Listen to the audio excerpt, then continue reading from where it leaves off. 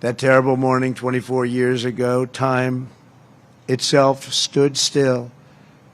The laughter of school children fell silent.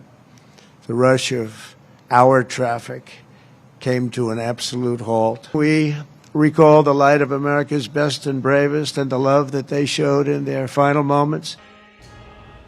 Well, today, President Trump and the First Lady joined millions of Americans in remembering the 9/11 terrorist attacks.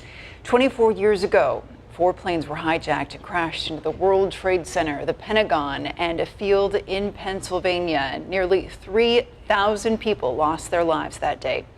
Memorials were held nationwide, including at each of the crash sites. During the ceremonies, the names of those who were killed were read aloud as bells rang out in their memory.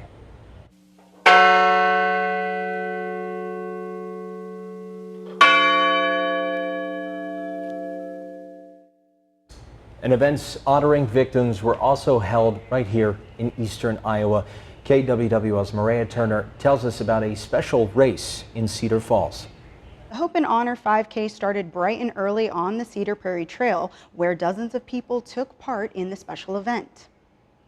Community members of all ages came to run, walk, or roll in honor of first responders, veterans, and loved ones who served.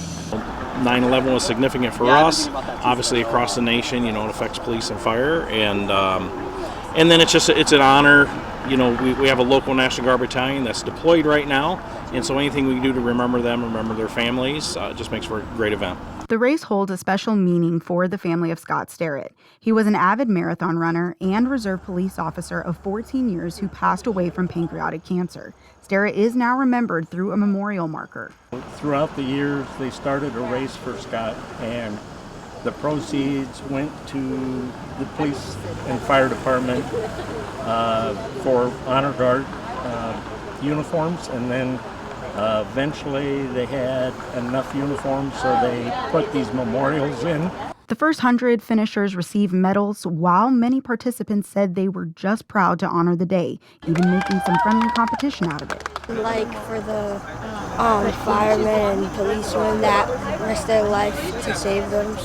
Yeah. Me and my dad. Do you want to say who your dad is?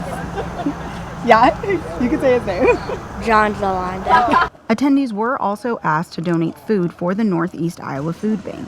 At Paw Park, resource booths from veterans and healthcare groups were open throughout the event, with donations supporting Retrieving Freedom, a nonprofit that trains service dogs for veterans and children with autism.